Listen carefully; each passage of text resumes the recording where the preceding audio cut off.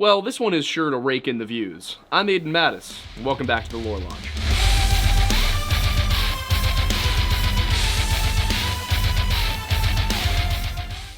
The story of the Rake begins in the year 2003. Kind of. You see, during the summer of that year, events in the northeastern United States involving a strange, human-like creature briefly caught local news attention before a massive cover-up appears to have been launched. Now, this cover-up attempt seems to have resulted in the mass destruction of any of the original documents and files related to these sightings of a strange creature. Now, later that year, people began to look for answers, those who were directly affected by this phenomenon, which, for many, was little more than just seeing something strange. But for a select group of people, there were considerably more dire consequences. 2003 was not the only year that anyone had seen this thing. It was actually something that dated back a lot further, sometimes decades and sometimes even centuries apart. The sightings of this creature didn't just occur in 2003. There are accounts from decades, even centuries apart, going back as far as the 12th century AD, of this thing that people seem to refer to as the Rake. Most stories involving the Rake take place when the victim is asleep, so the best thing you can do to avoid the Rake is wake up. And if you want to wake up, you can do it with Mount Pocono Perk from Tableau Roasting Company and the Lore Lodge. Mount Pocono Perk is a blend that we designed both for drinkability and for somebody who genuinely appreciates coffee. Now, I was a barista for a very long time. This wasn't something that was just kind of thrown at me. With Mount Pocono Perk, you feel like you just woke up on the side of a mountain and you're just drinking coffee while looking out at a smoky mountain sunset. Mount Pocono Perk is a medium dark roast, perfectly balanced with notes of chocolate, caramel, berry, and spice. I caught them. If you want to try it out for yourself, you can get Mount Pocono Perk from Tableau Roasting Company, either in the link in our description or the link in the pinned comment. Mount Pocono Perk. It'll keep the sleep paralysis demon away, because you won't be asleep. The Lore Lodge does not guarantee that Mount Pocono Perk will keep the sleep paralysis demon away. If you would like to keep the sleep paralysis demon away, please contact a Catholic priest. So you know who didn't try Mount Pocono Perk? This guy from a 1964 suicide note. The very short note details the process by which the unfortunate victim came across this being known as the Rake. He undergoes 3 specific encounters. In the first one, it's a simple sense that something is there. He doesn't see anything, he doesn't hear anything, or touch anything, but there's just a feeling that there is a presence in the room with him. The second time, the form appears to him, and we don't get too many details about what the form of the creature is, just that he can see it, but there's nothing else past that. Now, the third and final time, he actually wakes up not to the feeling of a presence, not to the sight of it, but he hears it. And he actually sees it. He looks into its eyes. There aren't that many details about this entire experience or encounter. All I know from reading the document is that he felt so consumed by fear of waking up to whatever this creature might do next that he chose to take his own life rather than risk facing it again. We also know that the Rake will speak to you because he leaves a note behind that says, "Dearest Linny, I have prayed for you. It spoke your name." And that is where this entire thing ends. Going back almost a century, we come across a Spanish journal entry which is translated into English. The 1880 journal entry begins with the phrase, "I have experienced the greatest terror." A little bit oddly, because this is a written document, it goes on to repeat that 2 more times. The entry then details the appearance of the creature, which I will quote for you. "I see his eyes when I close mine. They are hollow, black. They saw me and pierced me. His wet hand. I will not sleep. His voice," and then it's illegible past that. Going back another couple centuries, we get an entry into a mariner's log, which reads, "He came to me in my sleep. From the foot of my bed, I felt a sensation. He took everything. We must return to England. We shall not return here again at the request of the Rake." Now, it doesn't say where they are, and the date is 1691. So, for the English in 1691, that could be a large number of places. That could essentially be anywhere that existed in the world. But this note also tells us something else. The Rake doesn't just speak names to people. It will speak other things to people, possibly even entire phrases. It might be able to communicate the way a normal person would, but everyone that it encounters experiences abject horror. And then we get a 2006 witness account from an unnamed source. It names certain people in the story, but not the person who actually wrote it. This is by far the most detailed account, and it details the events of July 4th, 2006. The author recounts waking up around 4 in the morning, believing that her husband woke her up when he got up to go to the bathroom. So she goes to sit up and, rearrange the sheets and kind of fix her position, and realizes, while jerking the sheets over to her side, that her husband actually is still in bed next to her. The jerking of the sheets wakes her husband, he sits up, stares towards the end of the bed, gasps, and recoils in horror. Now, the witness herself is not immediately frightened, a little bit more concerned, because what she sees at the end of the bed appears to be a naked human or some sort of sickly dog. She can't really tell. It's dark, She simply says that it's sitting at the end of the bed, facing away from them. And then, very abruptly, it turns around, flailingly works its way over to her husband's side of the bed, and stares at him for what she says felt like about 30 seconds, but was probably closer to 5. Now, the witness herself is not immediately frightened by what she sees. She's more concerned for whatever the naked man or odd hairless dog sitting at the end of the bed actually is. It's, according to her, its body position was disturbing and unnatural, as if it had been hit by a car or something, and just kind of sits there facing away from her and her husband, until it no longer is facing away from her and her husband. The thing suddenly bolts off of the end of the bed and towards her husband in this weird, flailing, crawling motion. It does this until it's less than 12 inches from her husband's face, and then proceeds to just stare at him for about 30 seconds. She does say that it was probably more like 5 seconds, but at the moment, time slows down when your adrenaline's pumping. And it just sits there completely silent before suddenly bolting for the hallway. She gets up, she runs, flicks on the light switch, peers into the hallway, and sees that it's towards her daughter's room. So she flicks on the hallway light and says it's crouching about 20 feet away, and behind it, she can see her daughter. And as her eyes adjust to the light, she can tell that this creature appears to be covered in blood. So she and her husband sprint towards the creature, which bolts down the stairway, and they find their daughter, who is very seriously injured, laying in the room, and the only thing she can say is, "He is the Rake." Now, obviously, with the daughter being very injured as she is, they decide that they just have to take her to the hospital. They don't even really know if she's alive. So the husband rushes her into the hospital, but on his way, he manages to drive into a lake, and he himself also passes away. So the Rake has come in and just in the course of 7 minutes, ruined this woman's life. And while we don't know exactly where this all is supposed to have occurred, it is said that it's a small town, news travels quickly, they even tell the media about it, but the media won't investigate. So the woman and her son, not wanting to be in the house where all of this just transpired, go and stay at a hotel near her parents' place for a few weeks. Eventually, she decides, you know what, it's time to go back home and start looking for answers. So she starts posting about it, she starts asking people, and she manages to locate a man in the next town over who also experienced the Rake and is able to put her in contact with 2 other people.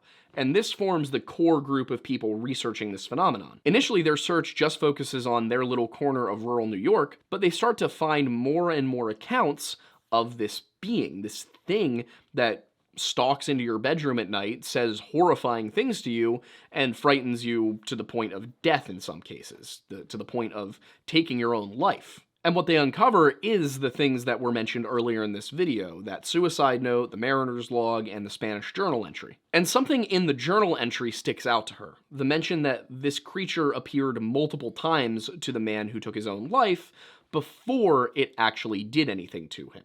So, if they woke up and the creature attacked, does that mean that they were visited before? Because the note says that he's worried about what's going to happen the next time. It seems like this family experienced the next time. She then sets up a digital audio recorder, figuring, you know what? If this is something that's recurring, it will probably come back. And for 2 weeks straight, she records the entire time she's asleep and then listens back to it on 8 times speed. So it still takes about an hour out of every day to listen to even scan for anything out of the ordinary in these audio recordings. And then it's on the first day of the 3rd week that she finally catches something. What she reports is that she heard some sort of shrill voice on the recording, and that she just knew it had to be the Rake, which means that that thing was in her room with her while she slept. And you may be wondering, what exactly did the Rake say on the recording? It must have said something, right?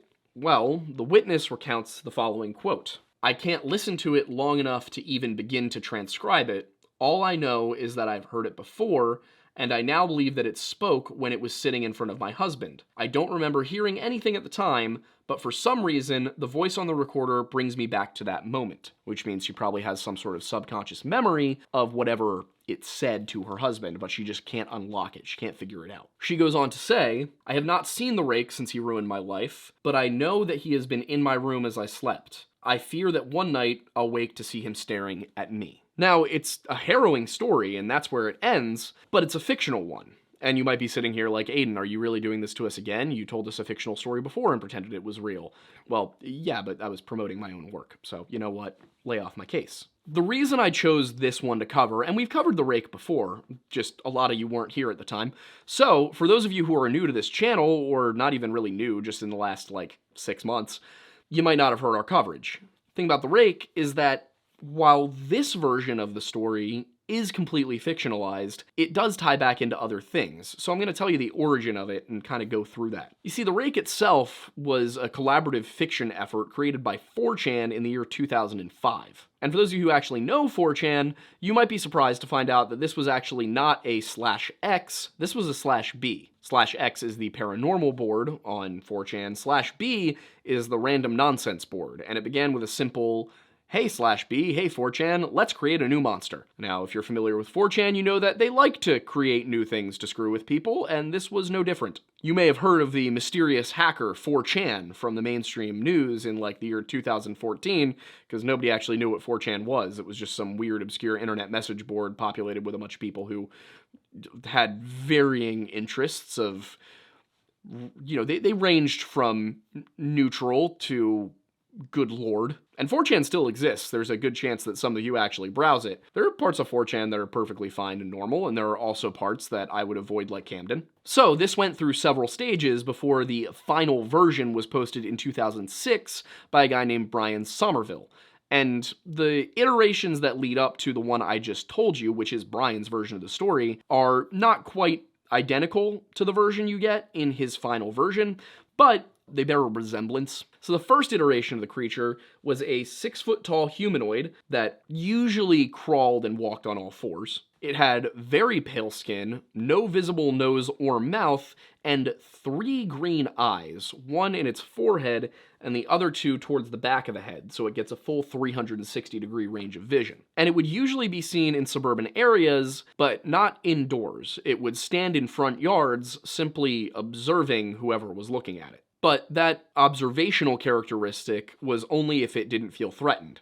If you approach it, it would unhinge its entire front of its head and reveal a mouth that actually split open at the neckline with dozens and dozens of dull teeth. And at this point in time, it wasn't yet known as the Rake. It was called Operation Crawler and a few other, nicknames before they figured out what they wanted this thing to be called. In the second iteration, many of the characteristics remained the same. It was still a 6-foot-tall, pale-skinned humanoid, and it had no nose. However, they did add some things. They changed up the eyes, so they're now just slightly larger than a human's and a little bit recessed. There's also only 2 of them in the normal eye position, so no more weird eyes all over the place. It's now a lot closer to Uncanny Valley and further from Alien. There is also a smaller than human kind of faux mouth, and then it still unhinges its entire face if attacked. And the origin and the diet of the thing are now added in, but the thing is the origin and the diet are unknown. So rather than just no information, we now have a enumerated lack of information. We also get some more refinement as to how it reacts to certain things. If provoked, as in it sees you, you move a little bit towards it, it's concerned that you might approach, then it unhinges its mouth and shows you all of the many teeth behind its face, which is just an utterly horrifying sentence to speak. And then if you begin to approach it, it will attack you. So that was the second iteration. And then finally, in 2006, you get the Brian Somerville version posted to Something Awful. But you might be noticing, the story I told you, the Rake does not quite match the description given in the world-building sessions that 4chan went through. Instead, it seems that Somerville may have actually mixed the Rake mythos that they had just created with some elements of the idea of sleep paralysis demons. And to understand sleep paralysis demons, you kind of need to understand what sleep paralysis is. And it's not quite the same thing as night terrors. They do interact, but sleep paralysis, we think we know the cause. We have a general idea of what directly causes sleep paralysis. You see, what you experience is that your brain is conscious. You are able to look around the room, hear, smell, but you can't move at all. And a lot of people will report that during this time period where their body is frozen, they feel something pressing on their chest. They also will sometimes be unable to speak, and in many cases, they will report seeing something. It won't just be that they feel a crushing weight on them. It will be that they feel something sitting on them, holding them down, forcing them into the bed and preventing them from moving. And that is the sleep paralysis demon you hear about. Now, the currently accepted version of things, the running theory, is that sleep paralysis is caused when your body improperly shifts between the stages of sleep. Most commonly, it occurs when you are either entering sleep or waking up from sleep. But there are times when it occurs in the middle of your sleep cycle, so it's a little weird. Like, why would you wake up, at 4 in the morning with sleep paralysis? That is the question to ask. Usually it will occur when you're going to bed, so, bedtime, or when you wake up. It's not the kind of thing that you're going to experience. You went to bed at 9:30 and you woke up at 7 a.m. It's weird when you get sleep paralysis at midnight in those cases, which does happen, but it's less common than people who get sleep paralysis at 9:30 when they went to bed at 9:30 or 7 a.m. when they woke up at 7 a.m., if that makes sense. So, of course, the fact that you can't move anything, but you can see and hear is frightening on its own. What really gets people riled up is the visage of a demon sitting on your chest. You might think that this is some simple power of suggestion stuff. People started hearing stories about sleep paralysis demons, and then when they got sleep paralysis, their brain implanted it into them, and this was just some creation of Hollywood or the internet or pop culture that has permeated into the modern day. But it's a lot older than that. Accounts of sleep paralysis go back centuries, even millennia. The first clinical description of sleep paralysis that we know of occurred in 1664, and it came from a Dutch physician named Isbrand van Diemerbroek. And this is that it was actually studied, that people were reporting it, and they actually set up an experiment, not just an observational thing where they interviewed people. So that's why this is the first clinical description, though there are earlier descriptions. Diemerbroek described the condition as follows. In the nighttime, when she was composing herself for sleep, sometimes she believed the devil lay upon her and held her down, sometimes that she was choked by a great dog or a thief lying upon her breast. Now, we're never given the name or identity of the person who he's describing. All we know is that it's a female patient that he seems to have observed. He goes on to note that the patient could hardly speak or breathe, thus making it hard for these victims of sleep paralysis to cry out for help. Often, even if there's somebody in bed next to them, they can't wake their husband, their wife, whoever it is, to try and get help. But what's very interesting about this is that we're talking about the early modern period. We're talking about the Enlightenment, a time when science was really beginning to make major leaps in Western Europe. So that makes it a little bit odd that the condition she was diagnosed with was incubus. Now, what's incubus? Well, the term itself in Latin means a nightmare caused by a demon. During the Middle Ages, it kind of adapted to mean the crusher in a certain way, in a colloquial sense. And another very interesting thing here is that even the medieval physicians were not sure if this was a demonic oppression incident, if this was something supernatural, or if there was just some completely natural, normal cause. And in fact, when you think of the Middle Ages, you often think of superstitious people, suppression of science by the church, but that's not the case here. Medieval physicians erred on the side of this is a natural condition which can be remedied using a better diet or a lack of stress, something like that. In the 13th century, the physician Arnauld of Villanova wrote about the phenomenon as well, and his description is strikingly similar to that from 400 years later. He says, "They know they cannot speak nor freely make a sound. They attempt to remove the perceived impediment, for they strive to rise up, call out, and speak, and because they cannot, they exert themselves but find themselves constrained. So, if you look at the way that sleep paralysis is described today, the way it was described 400 years ago, and the way it was described 400 years before that, people are all recounting almost the exact same thing. So, it's not a culture-bound illness. This is not something that only affects certain people living in a certain time, and therefore you can confidently say that this is not, just the zeitgeist. This is not just what is popular at the time for people to experience and to tell stories about. This is something that people have been experiencing for a very long time, and it's pretty well documented. Arnold's description goes on to say, they perceive the impediment with their spirits bound in a light sleep, and because their imaginative and estimative faculties have not yet been bound by that sleep, since it is light and only just begun, they observe in a shape preserved in the repository of the imagination the shape of that thing which most closely signifies the impediment. Thus, since the chest and throat are restricted, they imagine the shape of someone laying atop of them. Now, yes, I know that the wording there was confusing. I encourage you to go read Summa Theologica and try and, think afterwards.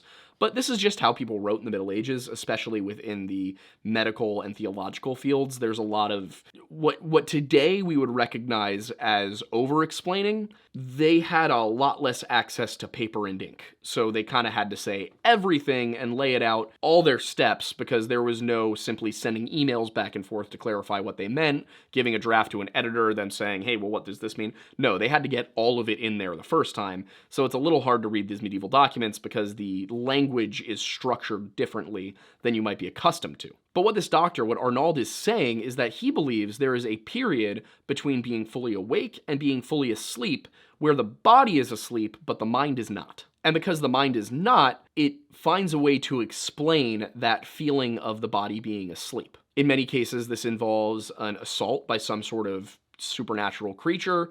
These assaults can be sexual in nature as well. You may have heard of the succubus. And the appearance of the creature varied. Sometimes it was something more animal, like a dog.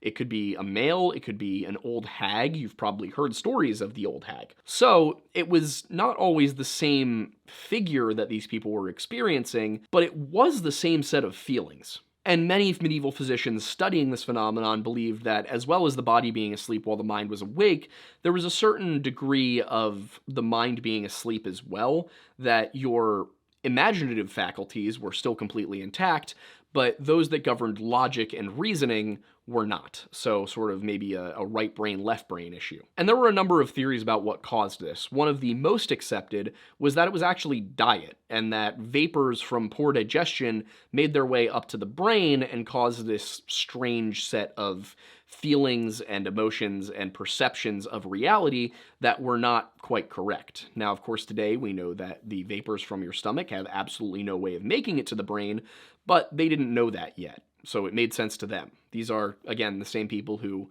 did not have germ theory. So give them credit, because this is actually pretty advanced for where they were. Others believed that it could have been the conditions of sleep, the position of the body, the warmth of the room. And what's fascinating is that some of the causes brought up by medieval doctors 800 years ago are actually still being considered as causes for sleep paralysis. We don't know exactly what causes it, but it's pretty fascinating to realize that even that long ago, we were on the right track and we were trying to figure out psychological issues long before we ever understood the psyche. Alongside explanations varying, treatments also varied. Of course, changing your diet was one of them. Another was to live a joyful life, free of sadness, which, if a doctor came to me and diagnosed me with something and then told me that it would be fine as long as I didn't experience sadness, I think I'd probably stab them. I see you have a medical condition that's causing you to view horrible apparitions as you sleep. I suggest not being unhappy about it. Just not super helpful. Other treatments were less preventative and more solve the problem as it occurs, and those were along the lines of, if you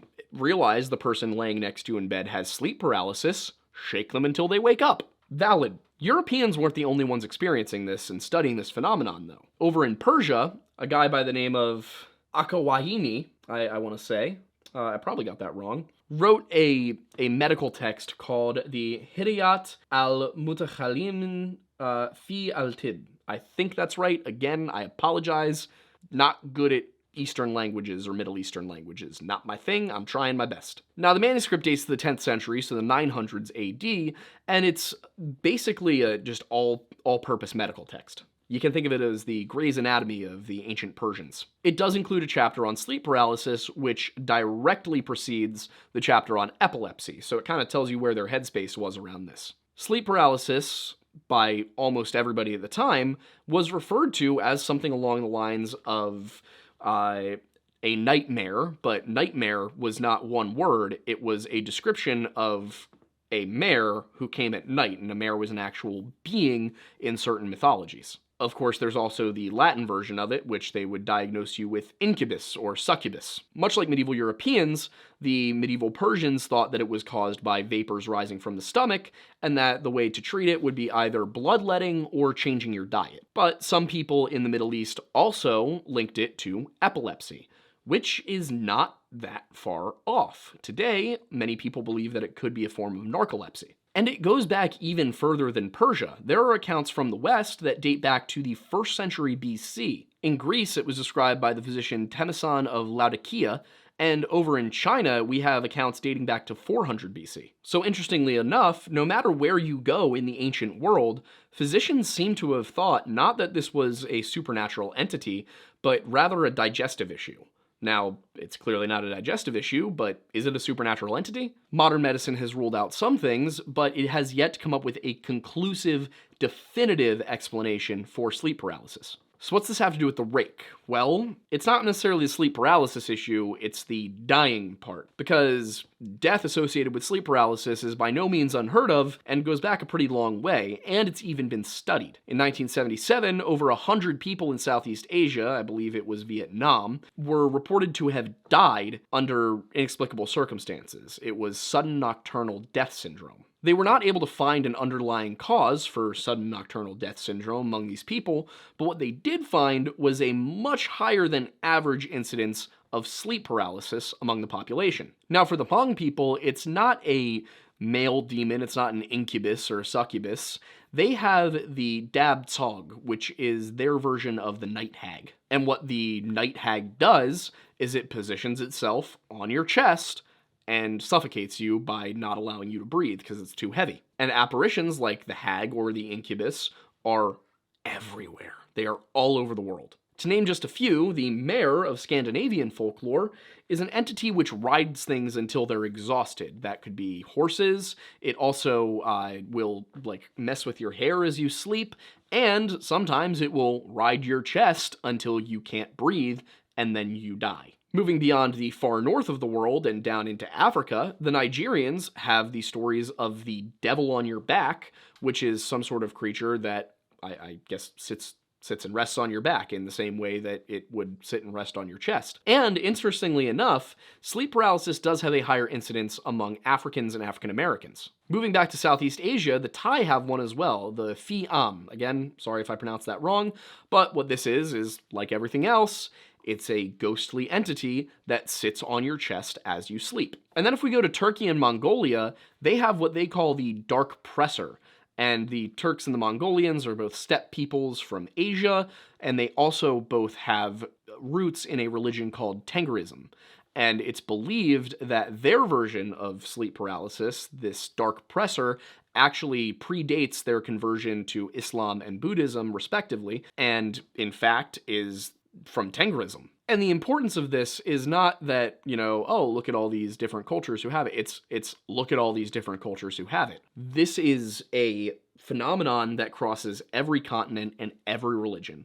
There are sleep paralysis demons in essentially every single culture, which means that, yes, this is something that is not ethnically bound, it's not culture bound, it is something that happens to people everywhere. And while medical professionals have come up with a theory as to what causes sleep paralysis, the cause of that cause has not yet been determined. It seems to be an issue of coming in and out of REM sleep, rapid eye movement, the period during which you dream, but we don't know why you get pulled out of REM sleep in a weird way. It's yet to be fully explained. And don't get me wrong, I'm not saying it's inexplicable.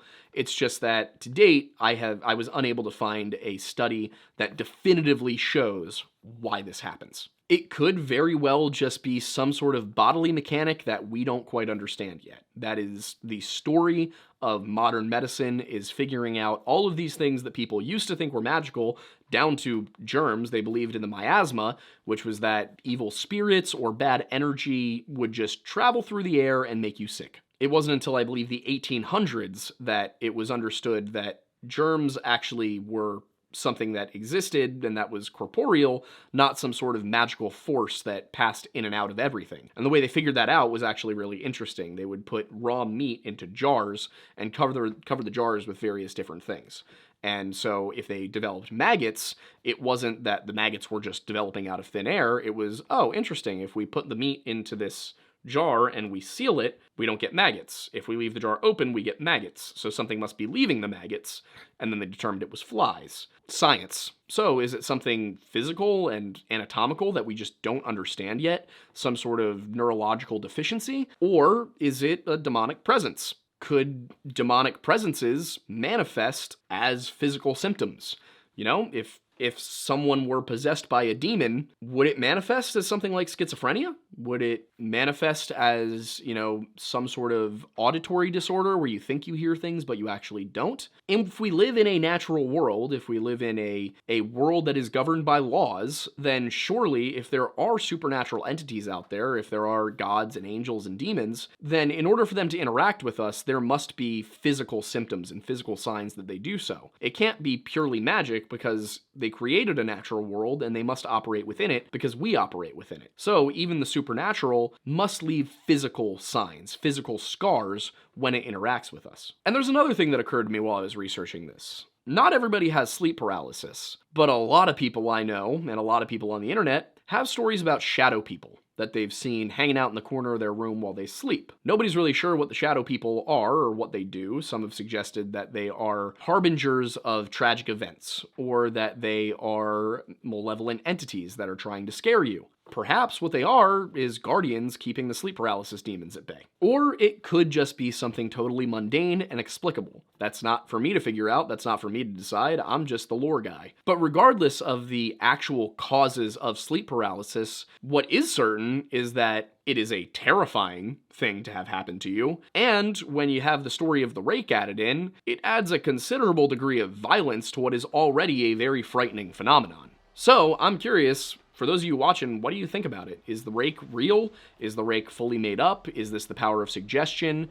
Are sleep paralysis demons actually supernatural entities? Or is it our minds trying desperately to understand something physical that's going on inside of us? As always, we love seeing you guys in the comments discussing these things. We love to look at the discourse and interact with you guys. So really, let us know what you think in the comments.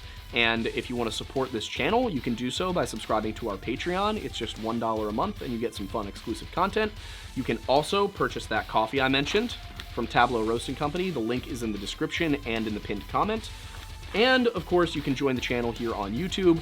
But the thing you can do that really helps us the most is to smash that like button and share this video with a friend, or share it on Facebook for all of your friends.